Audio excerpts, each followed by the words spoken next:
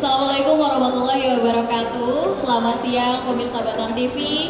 Senang sekali saya Putri Amini bisa kembali menyapa Anda dalam program dialog khusus edisi spesial dengan tema kita hari ini yaitu sehat mental generasi strawberry.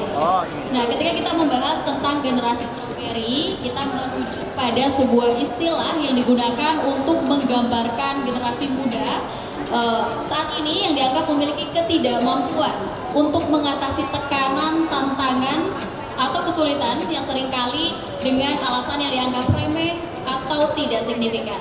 Istilah ini seringkali menimbulkan perdebatan dan juga kontroversi karena sebagian orang berpendapat bahwa generasi muda ini cenderung menjadi lebih rentan mengalami stres dan memiliki tingkat ketahanan yang lebih rendah terhadap tekanan daripada generasi sebelumnya.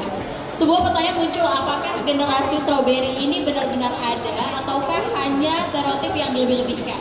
Maka dari itu kali ini kita akan bahas terkait hal tersebut dalam dialog khusus kita kali ini, yaitu sehat mental generasi strawberry. Nah, di sini telah hadir dua narasumber kita dan juga adik-adik semua.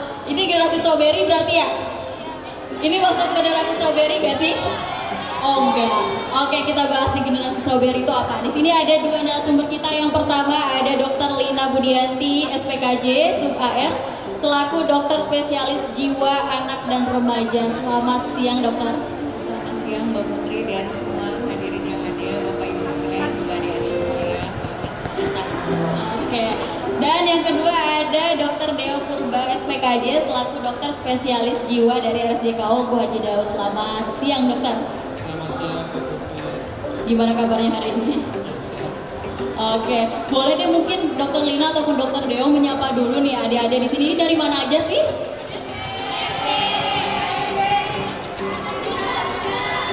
Oh, mahasiswa.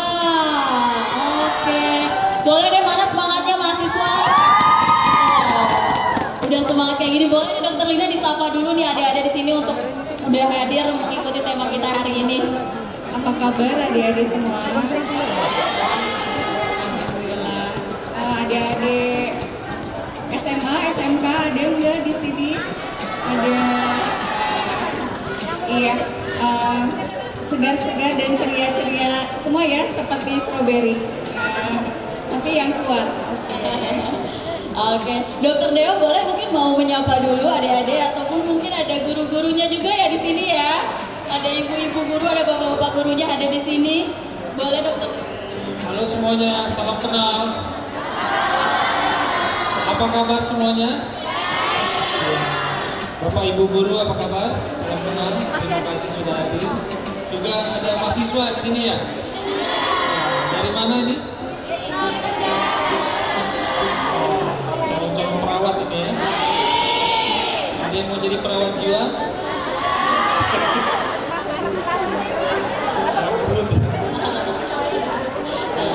Oke, ada juga dari adik-adik SMA. Mana yang dari SMA? Angkat tangannya dong.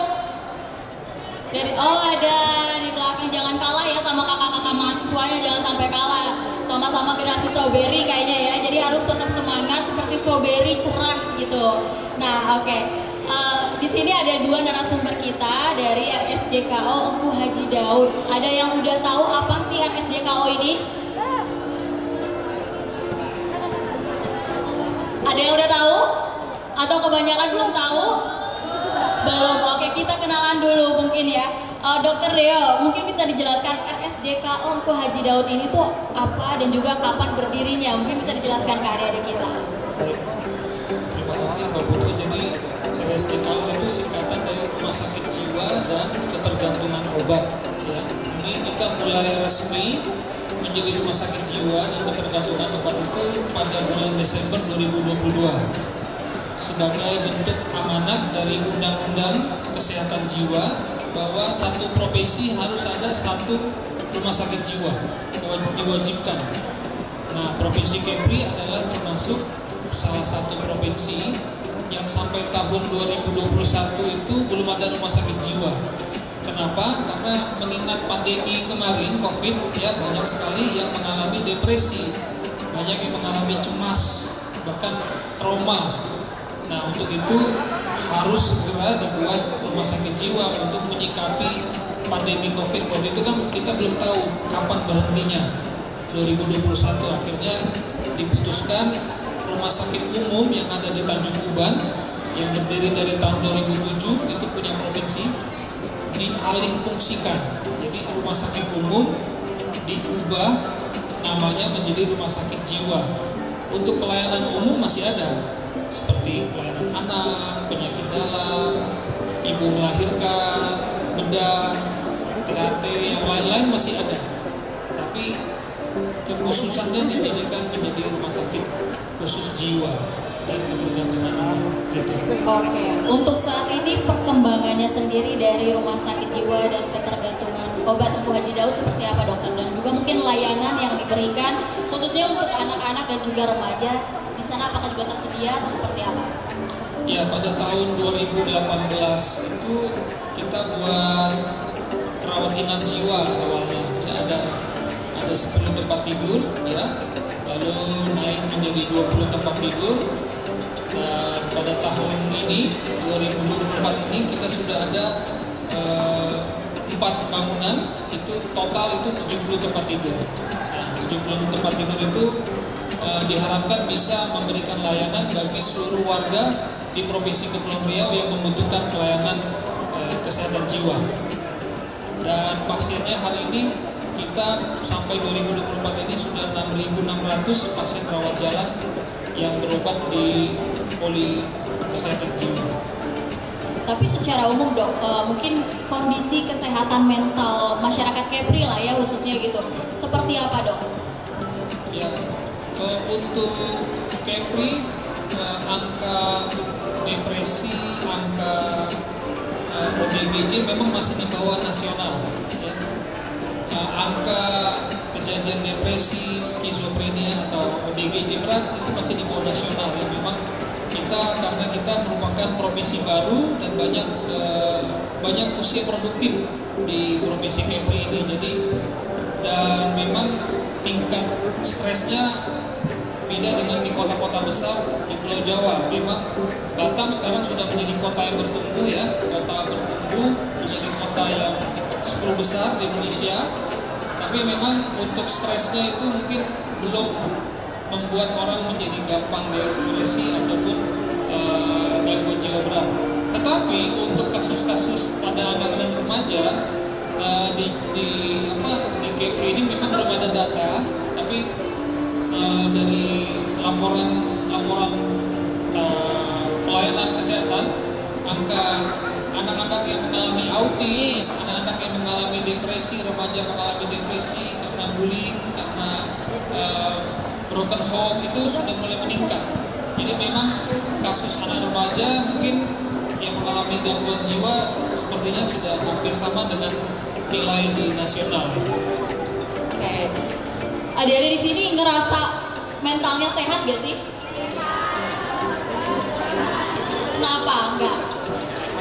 Tugasnya banyak. Semester berapa sih? Semester 4 apa sih, kan belum skripsi kan? Belum. Kok udah ngerasa mentalnya gak sehat sih? Banyak tugas.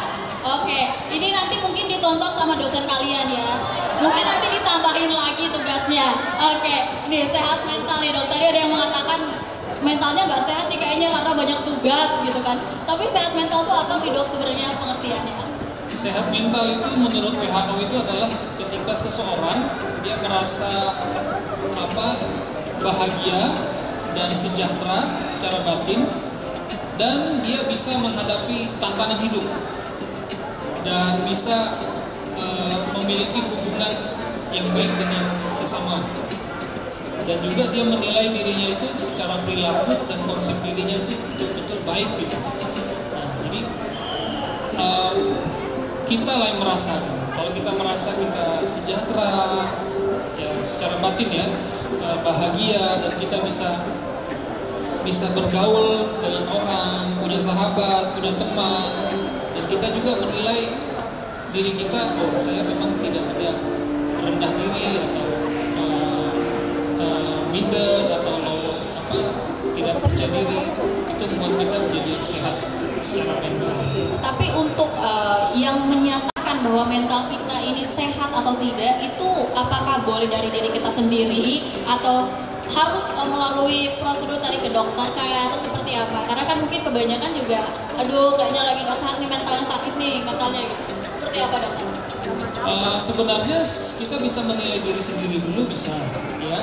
Tetapi untuk orang-orang yang mungkin pengen mendapatkan jabatan atau ikut pencalonan, dia mungkin harus ke dokter jiwa untuk menyatakan dia sehat mental, ada tesnya itu. Tapi untuk kita sendiri sebenarnya kita bisa menilai, minimal kita tidak ada keluhan-keluhan yang membuat kita nggak bahagia. Keluhan-keluhan itu bukan hanya sekedar keluhan, tapi sudah mulai mengganggu. Nah, mengganggu mulai kita nggak produktif, ya. Mungkin nilai kita mulai turun, lalu kita mulai nggak bisa menyesuaikan dengan keadaan sekitar kita, lalu kita mulai gampang tersinggung, senggol bacok misalnya, ya, senggol dikit langsung marah, emosi meledak gitu. Nah, itu mungkin sudah ada gejala-gejala. Nah, kita bisa menilai, oh kayaknya aku udah mulai berubah nih. Nah, berarti perlu penilaian dari ahlinya seperti itu. Berarti kalau banyak tugas itu masuk nggak sih dok? Sebenarnya tadi dikatakan tugasnya banyak, jadi kayaknya mentalnya lagi nggak sehat deh gitu. Kalau banyak tugas kan karena kuliah, siapa suruh kuliah? Ayo, siapa yang suruh kuliah? Siapa yang suruh kuliah? Itu kan sudah resiko ya, menjadi mahasiswa. Tugasnya emang ada berapa banyak sih? Tadi yang menyatakan tugasnya banyak banget. Susah dijelasinnya, saking banyaknya ya. Oke. Boleh dokter Lina. Tadi kan dokter Dio sudah menyampaikan ya definisi sehat jiwa menurut WHO ya dokter Dio. Mungkin saya tambahkan sedikit nih dari definisi itu untuk ciri-cirinya. Jadi seperti yang tadi dibilang ya sama adik-adik, banyak tugas nih. Nah, jadi orang yang punya kesehatan jiwa yang baik itu bisa memanfaatkan tantangan menjadi peluang gitu kan. Jadi oke, tugas saya banyak, tapi saya akan buat ini sebagai cara jalan supaya pengetahuan saya jadi bertambah banyak gitu. Kemudian juga orang yang sehat jiwa itu bisa selalu berpikir positif dan percaya pada dirinya sendiri. Nah, tadi tugasnya banyak, tapi saya bisa kok gitu ya. Itu mungkin memberikan afirmasi positif terhadap diri sendiri ya, itu penting banget loh. Dapat tugas banyak tapi bisa kayaknya ini dikerjain bareng gitu ya kan, ngerjainnya di kafe gitu kan, bener kan, sama temen-temen, sama doi gitu ya, sama pacarnya gitu kan bisa ya dok ya. Satu lagi, jadi yang sehat jiwa juga salah satu cirinya yaitu dia bisa jadi bisa tadi kan memanfaatkan tantangan jadi peluang dan fokus pada solusi gitu. Jadi aduh tugas saya banyak ya, waduh nanti gimana ya kalau nggak dikerjakan, waduh nanti nilai saya jelek. Tapi nggak, kalau orang yang sehat jiwa begitu, tapi gimana ya saya bisa menyelesaikan ini gitu. Jadi fokusnya pada solusi, jadi tidak memikirkan permasalahannya gitu. Jalan keluarnya yang dipikirkan gitu ya. Tapi kayaknya di sini sehat-sehat lah mentalnya semua ya kan. Itu udah bukan termasuk ke dalam mental yang gak sehat ya dok ya. Itu justru kalian tuh masih produktif gitu ya, masih otak kalian masih bekerja gitu, masih memberikan kontribusi lah untuk diri sendiri. Mungkin gini Mbak Putri, ya kan setiap orang bisa maju itu karena ada stresor ya, karena ada masalah. Kira-kira kalau kita nggak punya masalah bisa maju nggak ya? Enggak, karena skill kita meningkat, keterampilan hidup kita meningkat itu ketika kita berhasil menyelesaikan suatu masalah gitu. Jadi ketika kita berhasil menyelesaikan suatu masalah berarti kita, oh saya punya skill baru nih untuk menyelesaikan suatu masalah tuh saya udah bisa caranya seperti ini gitu mungkin. Jadi itu yang namanya resiliensi gitu ya. Yang orang pasti punya masalah, ada nggak sih di dunia ini orang hidup nggak punya masalah? Nggak ada, pasti ada masalah. Tapi orang sehat jiwa itu tadi bisa membuat masalah jadi tantangan, jadi peluang gitu ya. Ini diperhatikan ya, nanti kita kita ada sesi tanya jawab gitu ya. Jadi nanti teman-teman yang mau bertanya boleh. Nanti juga ada pertanyaan dari dokter terkait tema kita hari ini, apa yang sudah disampaikan. Nanti ada hadiahnya. Oke, jadi diperhatikan dari awal sampai akhir ya. Oke, Dokter Lina, mungkin kita kembali lagi ke tadi terkait mental ya tentu. Kalau misalnya remaja, kesehatan mental atau mungkin gangguan mentalnya sendiri itu dipicu karena apa aja sih dok? Apakah karena lingkungannya kah yang membuat dia akhirnya memiliki mengalami gangguan mental, ataukah mungkin dari keluarganya atau seperti apa pemicunya sih? Iya, baik, terima kasih Mbak Putri pertanyaannya. Jadi kalau gangguan jiwa itu masalahnya kompleks, jadi nggak bisa nih kalau misalnya ada orang putus cinta gitu kemudian kita bilang oh penyebabnya putus cinta, mungkin pencetusnya ya, tapi sebetulnya penyebabnya sangat kompleks.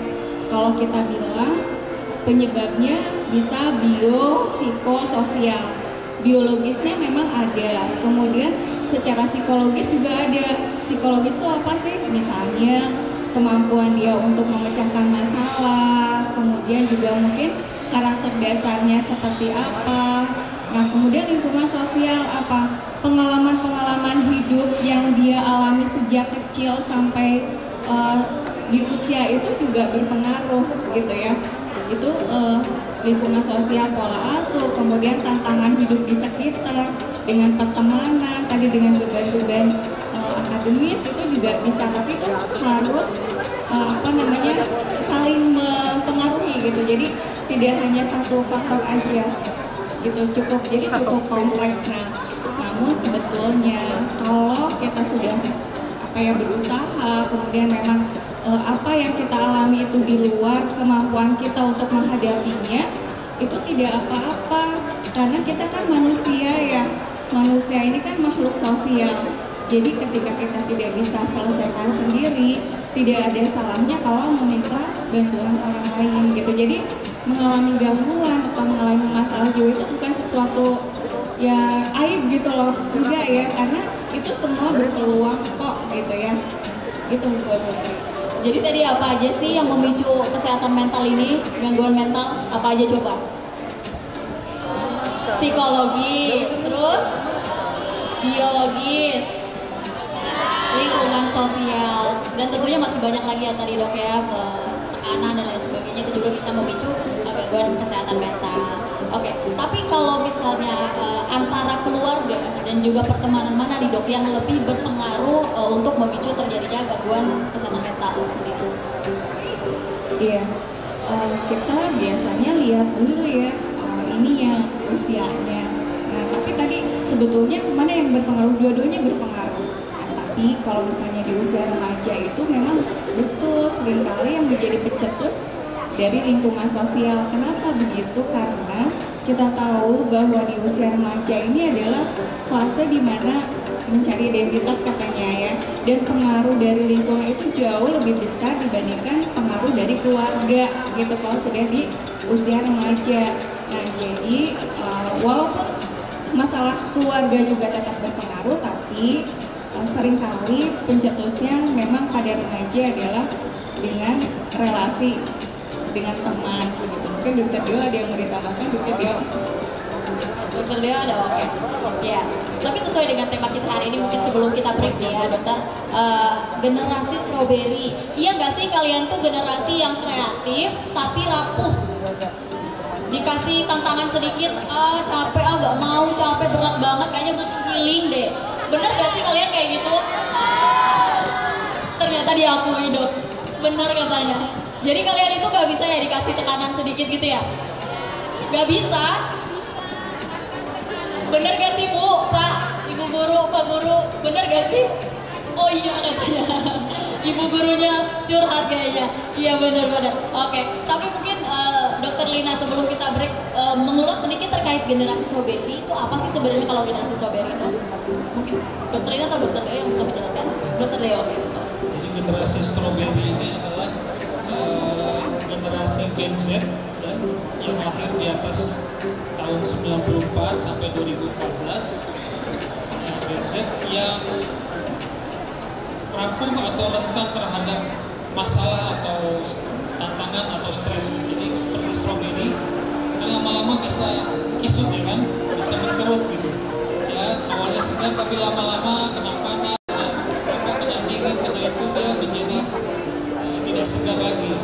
Makanya disebut sebagai generasi stroberi karena anak-anak Gen Z ini sepertinya tidak bisa siap menerima tantangan. Oke, artinya pertanyaan di awal tadi generasi stroberi itu ada apa enggak sih? Ternyata ada ya. Sudah dikonfirmasi sama mahasiswa-mahasiswi di sini. Ini adik-adik SMA juga generasi stroberi di wajah. Mungkin sudah dikonfirmasi sama ibu bapak guru ya.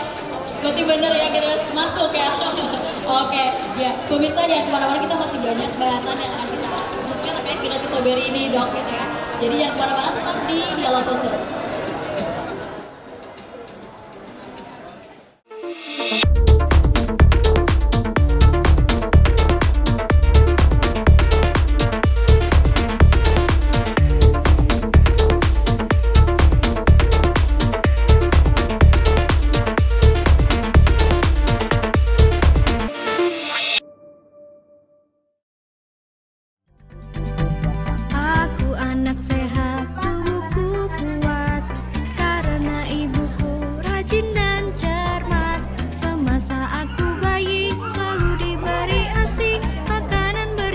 Selamat pagi. Oke, menuju ke meja 5 ya. Halo Kaizuran. Kaizuran umurnya berapa sayang? 4,5 bulan. 4,5 bulan. Hari ini anaknya imunisasi ya. Ini jadwal pemberian imunisasi. Apa saja Bu yang imunisasi yang didapat? Oke, yang akan diberikan sama anak ibu itu ada nanti namanya Pentafek. Efeknya Bu gimana? Ibu jangan kaget. Jadi kalau misalnya habis imunisasi nanti ada demam atau ada rasa nyeri, itu adalah efek setelah pemberian imunisasi. Ibu boleh laporkan sama kader ya. Nanti laporkan sama kader kalau misalnya anaknya ada keluhan demam atau nyeri yang ibu anggap anaknya terlalu rewel. Bu, imunisasi sampai umur berapa Bu? Imunisasi lengkap dasar itu sampai 9 bulan. Tapi yang dikatakan lengkap itu sampai umur 1 tahun setengah ya. Kita nanti dicampak kan umur 9 bulan ya Bu, itu lengkap dasar namanya. Tapi nanti di umur 1 tahun setengah, 18 bulan, ibu ada namanya booster. Boosternya Pentafek. Nanti setelah itu dapat lagi booster campak. Nah itu baru anak ibu dikatakan lengkap. Saya mengajak masyarakat untuk membawa anak-anaknya yang berusia sampai dengan 2 tahun ke posyandu dan puskesmas terdekat untuk mendapatkan imunisasi lengkap. Kita sayang. Kasih Bu. Dadah. Gak apa-apa ya. Aku anak sehat, tubuhku kuat, karena ibuku rajin dan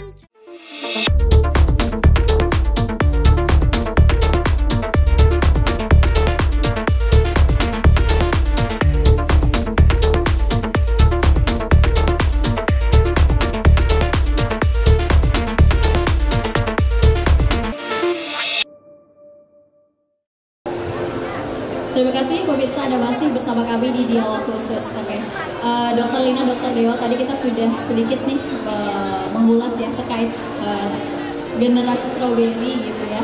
Itu apakah memang generasi stroberi ini rentan terkena gangguan mental kah atau seperti apa sih? Dr. Lina mungkin bisa menjelaskan apakah memang mereka itu rapuh dan juga rentan sekali atau seperti apa gitu? Iya, jadi sebenarnya seperti yang tadi Dr. Dio jelaskan bahwa generasi stroberi itu merujuk pada suatu kondisi di mana seseorang itu rentan atau sulit untuk menerima tekanan sosial gitu ya.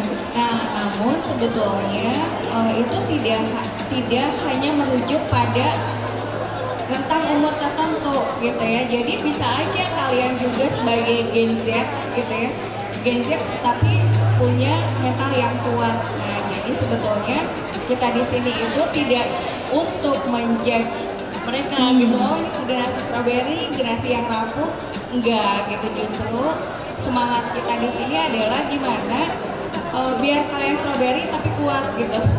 Tetap jadi strawberry kan, yang yang kreatif, yang ceria, yang penuh inovasi, yang apalagi nih, Energi semangat, gitu. Energi karena kalau kita lihat sebenarnya generasi strawberry itu banyak hal positifnya juga. Jadi ya tadi mereka kreatif. Terus biasanya nih kalian generasi strawberry ini katanya kalau kerja itu biasanya tidak hanya cari uang dulu orientasinya katanya, tapi ingin mengembangkan bakatnya. Itu kan positif ya. Terus generasi strawberry itu generasi yang sangat bisa fleksibel untuk mengikuti perkembangan teknologi katanya.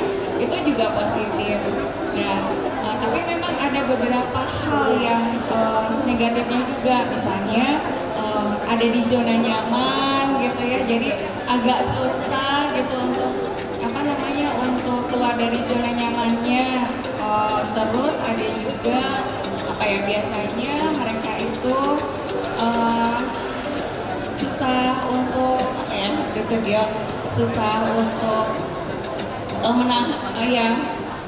mengatasi tekanan sosial itu gitu ya. Tapi itu kan bukan merujuk pada kalian saja gitu. Jadi kalian juga sebagai Gen Z bisa saja jadi strawberry yang tidak rapuh, bisa aja gitu ya. Oke, tapi permasalahan dari generasi strawberry itu sebenarnya apa sih, Dok? Apakah bullying? Ini karena kan kita banyak sekali lah ya kita di media sosial melihat bagaimana anak-anak ini dengan gampang gitu mereka melakukan pembulian terhadap temannya sendiri. Apakah itu juga termasuk menjadi masalah yang terjadi pada generasi strawberry ini ataupun Gen Z? Kalau bullying sebenarnya dari zaman dulu juga ada mungkin ya.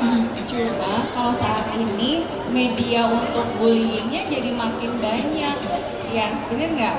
Kalau zaman dulu nih, zaman kami nih, saya sama Dr. Dio Gen X ya, bukan milenial lagi nih. Kita udah lebih tua dari milenial. Kita Gen X nih. Nah dulu nggak ada kan HP. Jadi kalau ngebully ya harus ketemu gitu ya. Tapi kalau sekarang nggak tahu orangnya aja, orangnya ada di manapun bisa aja dibully, bener nggak? Nah, jadi memang tantangan kalian itu jauh lebih berat dan lebih beragam dibanding generasi kami. Nah itu mungkin Mbak Putri kenapa mereka menjadi katanya tadi lebih rentan karena memang tantangannya juga makin banyak, ya kan? Gitu.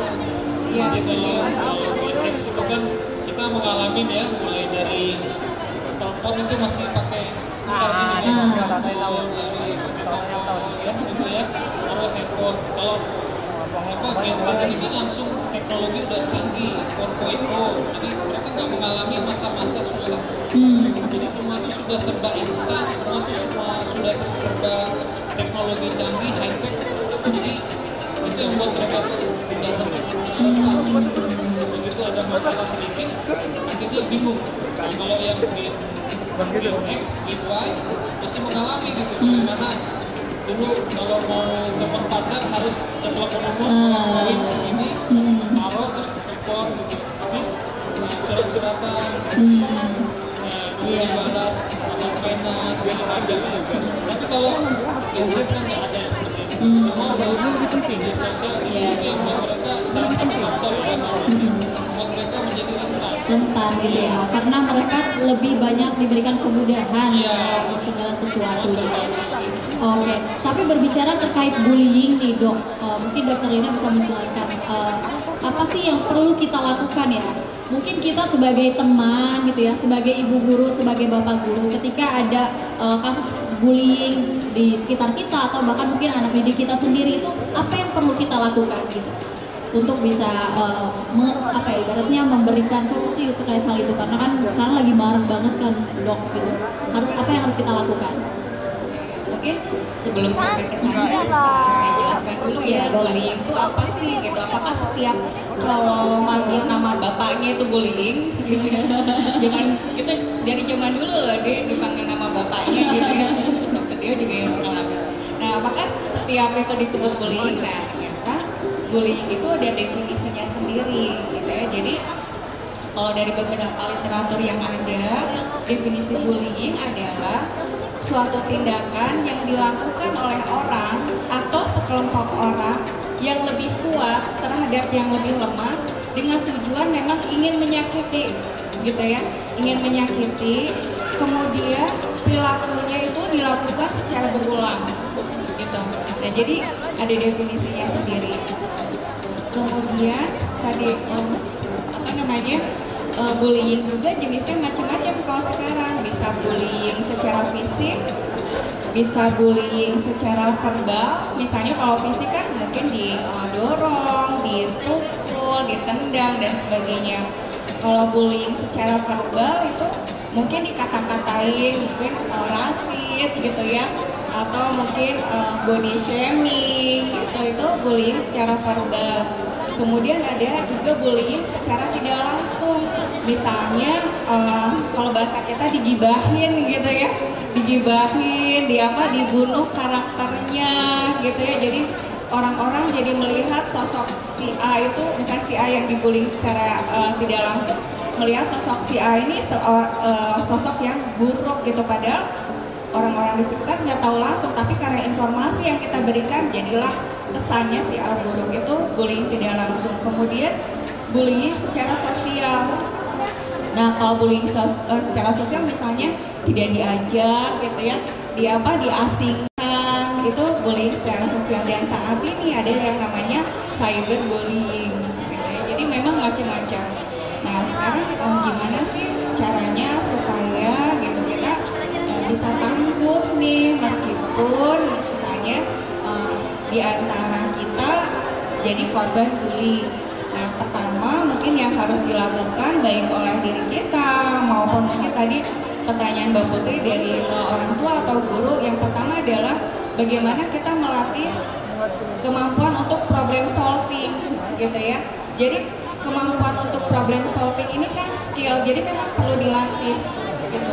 Yang kedua mungkin menumbuhkan rasa empati. Yang ketiga, dari guru ataupun orang tua harus melatih kemampuan asertif.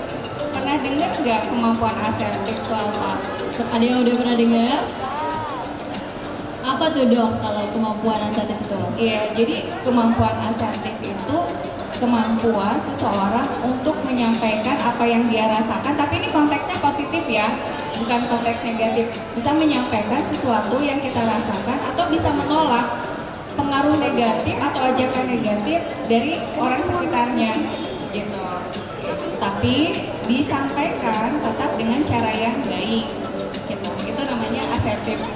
Karena untuk mengatasi konflik eksternal, konflik antara interpersonal misalnya antara teman atau dengan orang lain tuh bisa 3 gitu, ada pasif, bisa agresif, bisa asertif. Nah kan yang baik itu yang asertif yang di tengah ini gitu ya.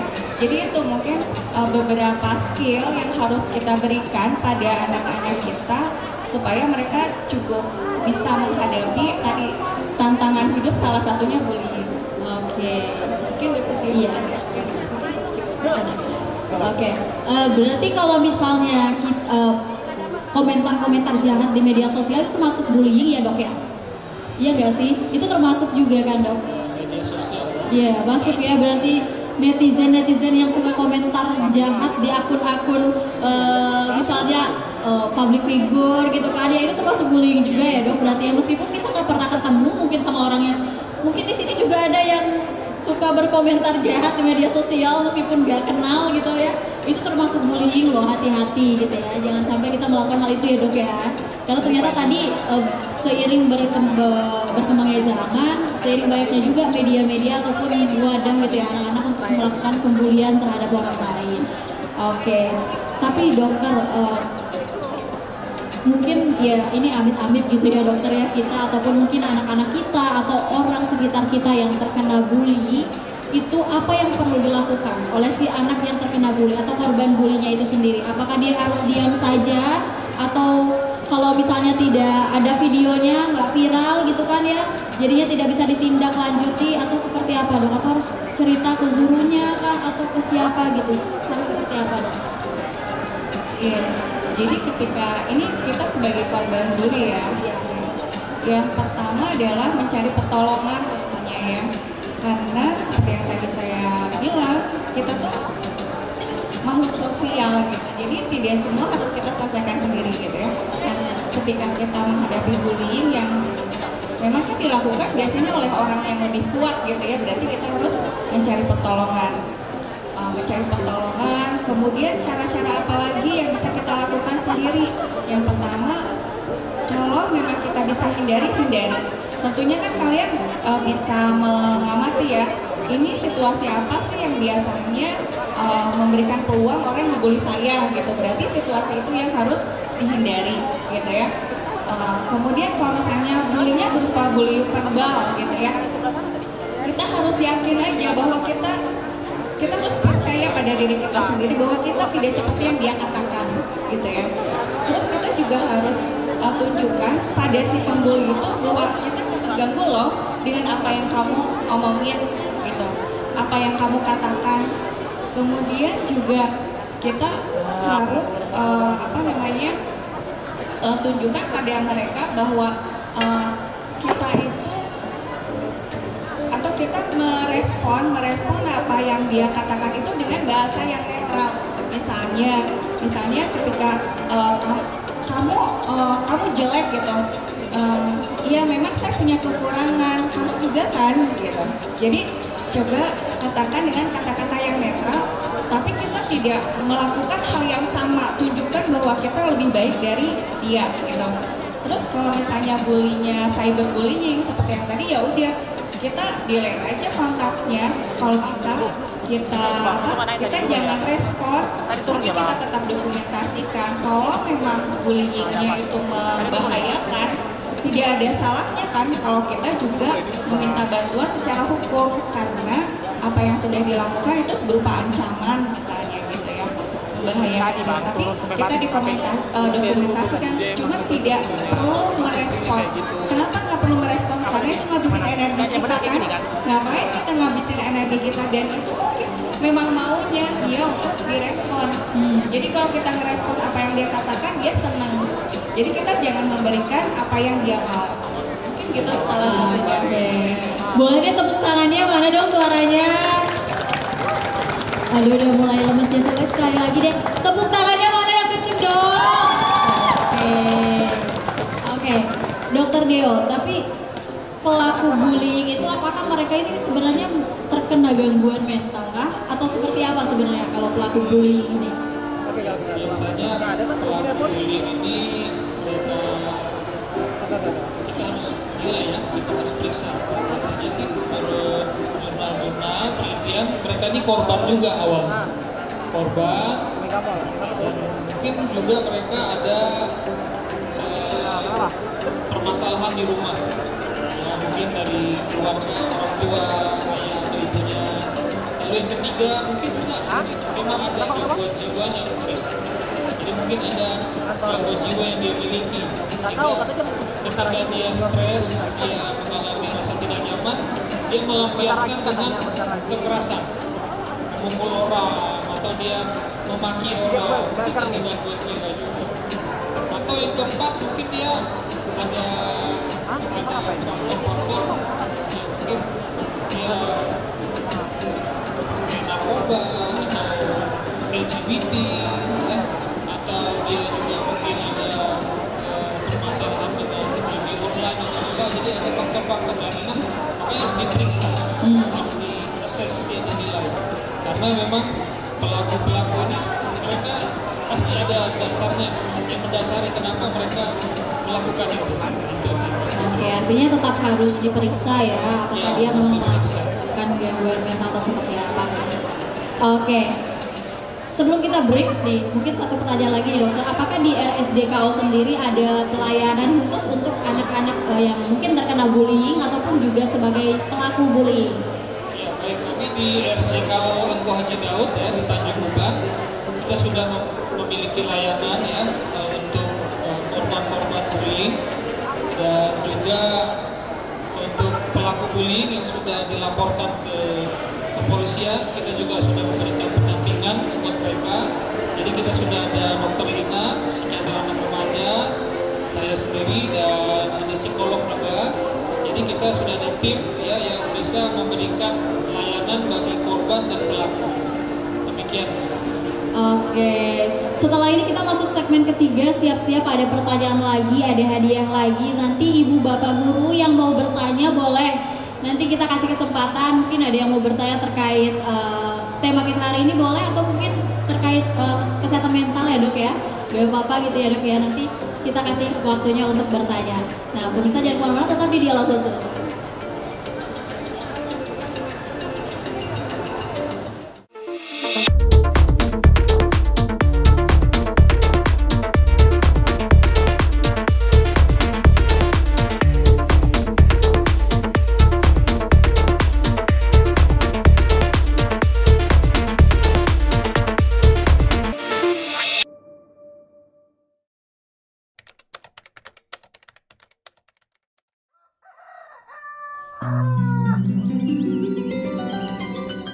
Panas ya hari ini. Iya kak, tak bawa payung.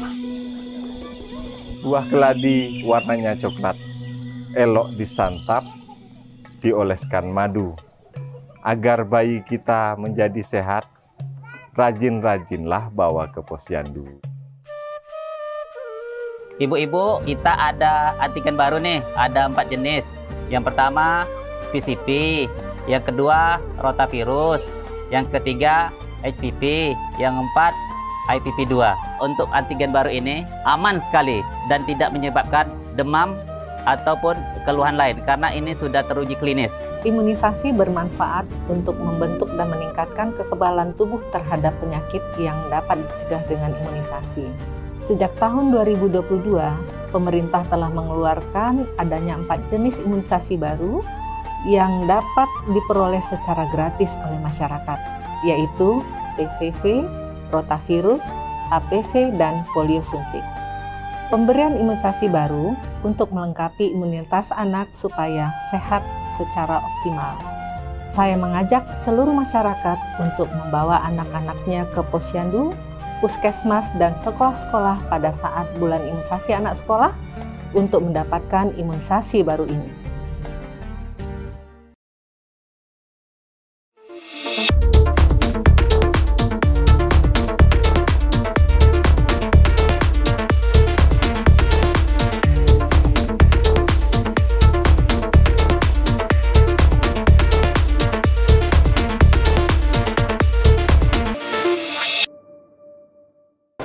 Ya pemirsa Batam TV, ada masih bersama kami di Dialog Khusus. Tadi kita sudah memaparkan materi banyak ya, Dr. Lina, Dr. Deo.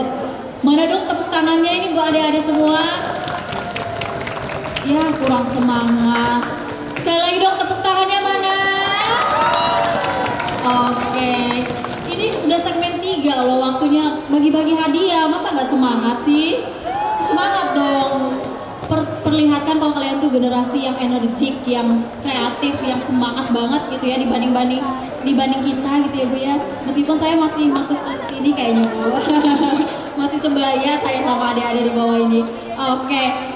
Karena kita sudah masuk segmen ketiga, mungkin saya ingin memberikan kesempatan nih atau kepada ibu bapak guru yang mau bertanya terkait tema kita hari ini boleh, ataupun terkait kesehatan mental boleh. Ada yang mau bertanya boleh, ibu boleh sini. Satu, sebentar ya dek. Oh, ada mau tanya juga, mau bertanya. Oke. Oke, nanti ya dek, nanti. Sini, ibu sini ibu, boleh ke atas panggung. Biar kenalan, biar kelihatan mukanya. Ini masuk TV nih kita, udah siap ibu mukanya, udah nggak perlu di touch up lagi.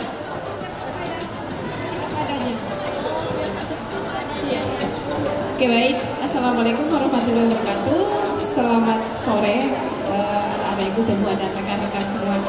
Kalau pertanyaan saya seperti ini.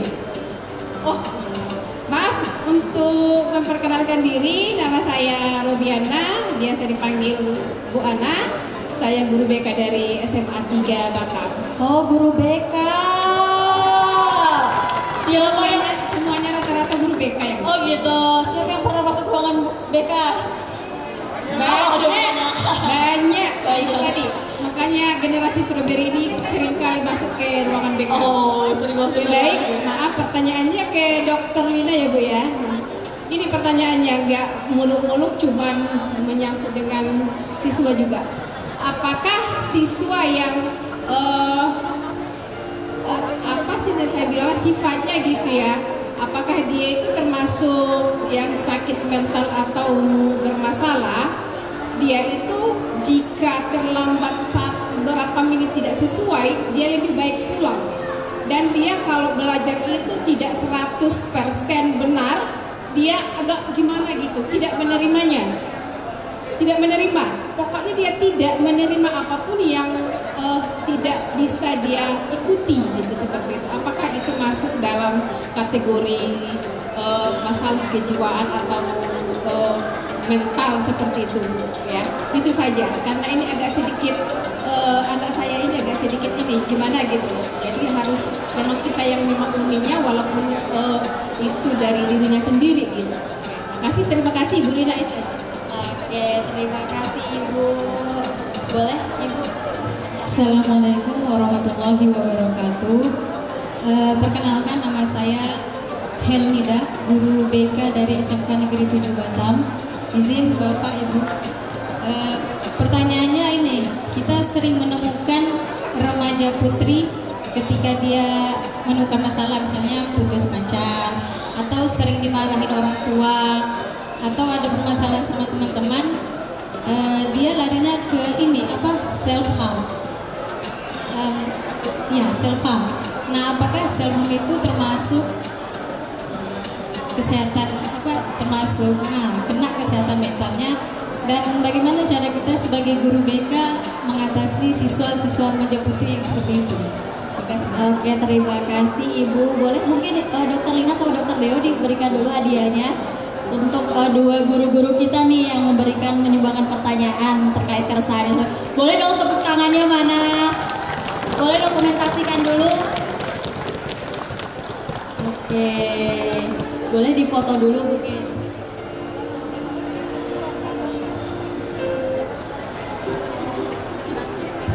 Oke, terima kasih Ibu.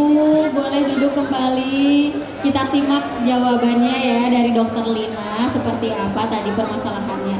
Oke, mungkin Dokter Lina boleh bisa langsung dijawab terkait pertanyaan dari Ibu yang pertama dulu. Baik, terima kasih pertanyaannya. Jadi terkait pertanyaan, ada seorang siswa yang mungkin bahasa kita perfeksionis gitu ya. Jadi terlambat semenit aja bikin dia jadi resah gitu ya. Tidak bisa menyelesaikan tugas-tugas dengan sempurna, bikin dia resah juga, bahkan mungkin jadi emosi ya. Nah, kalau kita lihat dari saya belum bicara gangguannya apa ya, tapi kalau misalnya lihat dari hal seperti itu, apa yang dia tunjukkan itu sudah mengganggu kayaknya ya, mengganggu orang di sekitarnya, karena tentunya ibu juga jadi aduh gimana nih gitu, jadi mungkin teman-temannya juga jadi nggak nyaman ketika dia marah dan sebagainya, dan mungkin mengganggu fungsi, jadinya terlambat sedikit dia mau pulang aja, nggak terus ikut proses belajar mengajarnya. Nah, mungkin kalau kita lihat dari gangguan fungsinya itu kelihatannya sudah salah satu indikator bahwa dia mengalami gangguan. Cuma gangguannya apa? Nah, sebetulnya untuk menentukan gangguannya apa, saya mungkin dari kami lah, dari yang bekerja di bidang kesehatan jiwa, tentunya perlu menelaah lebih lanjut, mengumpulkan informasi sehingga kami bisa dapat ini ternyata gangguan apa. Cuman biasanya yang itu bisa dua, kemungkinan mungkin ada gangguan kepribadian, namanya gangguan kepribadian anankastik ya. Gangguan kepribadian anankastik itu ya bahasa umumnya perfeksionis, tapi ini perfeksionisnya bukan yang wajar lagi gitu. Levelnya tinggi yang sudah jadi gangguan, yang sudah jadi penyakit gitu. Kemudian atau mungkin ada namanya gangguan spektrum autisme tapi yang sangat ringan. Kalau zaman dulu namanya Asperger syndrome. Nah, bisa aja. Tapi saya tidak bilang bahwa siswa ibu itu ya gitu. Cuman ini kemungkinan. Nah, cenderung. Tapi kalau memang tadi Ibu udah melihat ada indikasi-indikasi terganggu secara fungsi, baik itu fungsi sosial, fungsi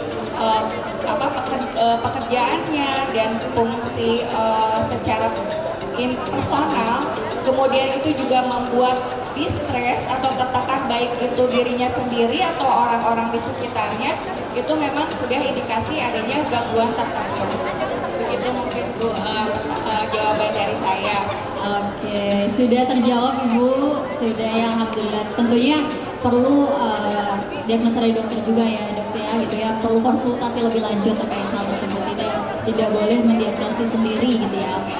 Oke, mungkin lanjut yang kedua ya dok ya, ini tentang self harm gitu ya, tadi katanya kalau misalnya ada permasalahan khususnya mungkin cinta atau dan lain sebagainya, terus dia cenderung melakukan atau menyakiti diri sendiri gitu ya Bu ya, itu seperti apa tuh dok? Terus kita harus seperti apa menghadapi orang seperti panik yang seperti itu?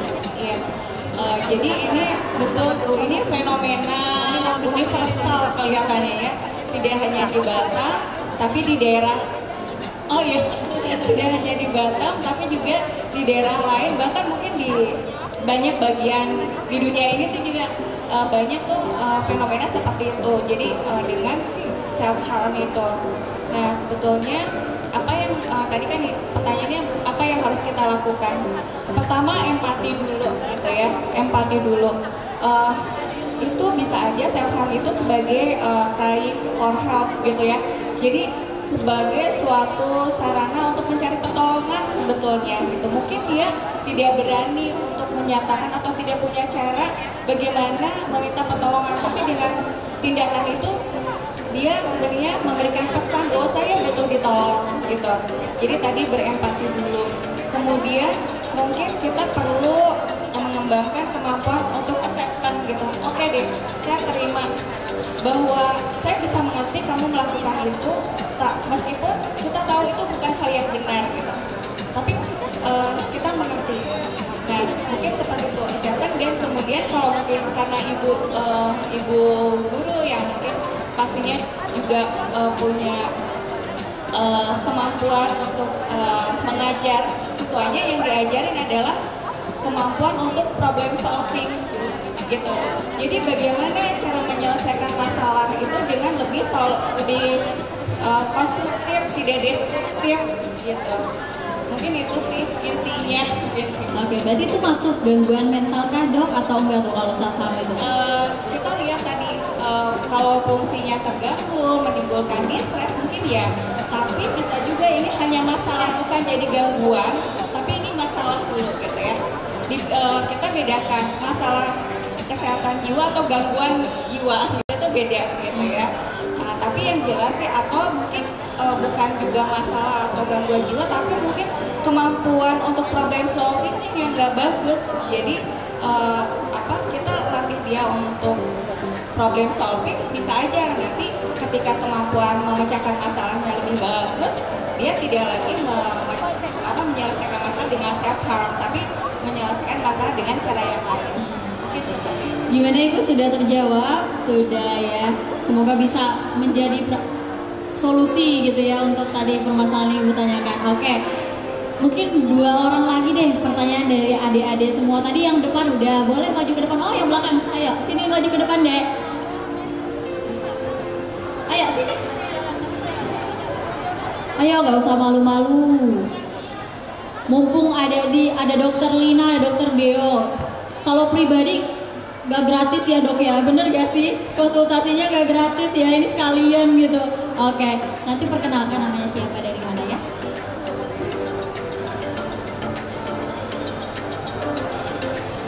Assalamualaikum warahmatullahi wabarakatuh. Selamat siang semuanya. Perkenalkan, nama saya Anggun Ade Marsya dari SMK Negeri 2 Batam. Dokter, izin bertanya.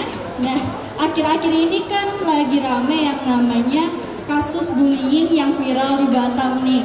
Nah, ketika kita menemukan akun media sosial pelaku, kemudian kita melihat banyak sekali komentar-komentar jahat yang menyerang pelaku. Walaupun pelaku memang dikatakan salah dan tidak bagus dicontoh perilakunya. Nah, padahal kita Kita sendiri tahu bahwa berkomentar yang buruk di media sosial adalah salah satu perilaku bullying. Nah, bagaimana cara kami menyikapinya, dokter? Terima kasih. Oke, ini mana ibu gurunya? Yang mana ibu gurunya? Mem Olin. Oke, boleh deh tepuk tangannya dong. Ini menyangkutkan kasus kita terkini gitu kan ya, bagus banget pertanyaannya. Oke, boleh? Assalamualaikum warahmatullahi wabarakatuh. Waalaikumsalam warahmatullahi wabarakatuh. Selamat siang semuanya. Perkenalkan nama saya Buliana Sayuda Santisagasius. Saya dari SMKN 7 Baka, jurusan PPLG 2.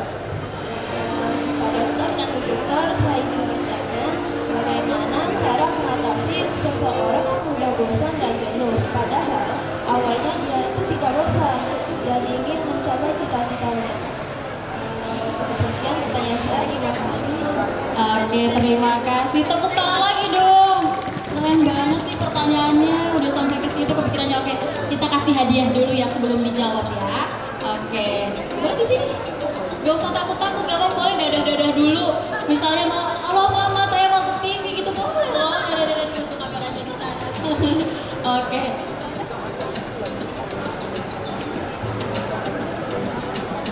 Dokter Deo dan juga Dokter Lina untuk memberikan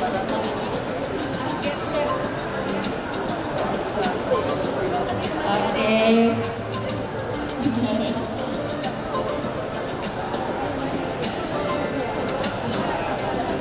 Oke, boleh foto dulu, boleh kita dokumentasikan dulu.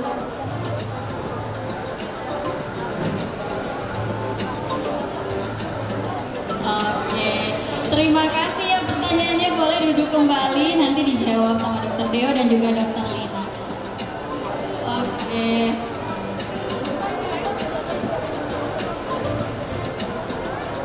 Oke dokter, mungkin ini tadi nggak ditujukan ke siapa ya yang mau menjawab, kira-kira siapa nih, Dokter Linda atau Dokter Deo?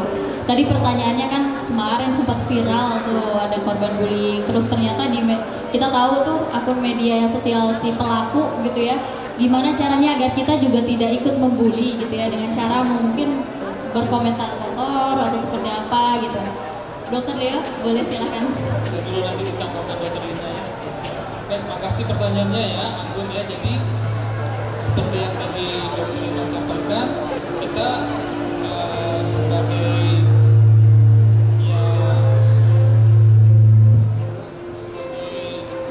warga masyarakat, jadi kita harus mencegah, ya, mencegah jangan ada lagi korban bully yang lain. Jadi kan pencegahan itu bisa dilakukan di kita sendiri, ya, keluarga, sekolah dan masyarakat. Jadi ada 4 faktor yang berperan atau 4 kelompok yang berperan untuk mencegah bullying. Nah, kita sebagai netizen ataupun warga masyarakat tentu kita harus menghentikan, stop sampai di sini.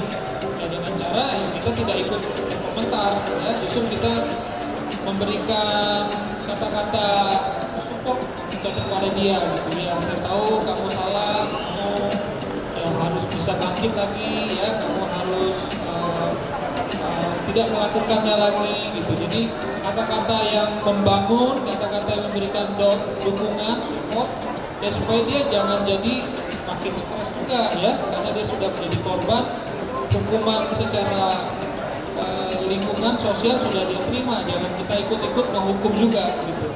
Jadi kita semua sebagai warga masyarakat bisa ikut mencegah ya, supaya jangan ada lagi korban-korban bullying yang lain. Mungkin begitu ya, kemudian. Lalu untuk Berisda,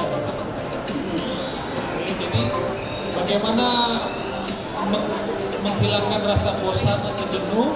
Ya mungkin harus ada kegiatan yang lain atau variasi ya.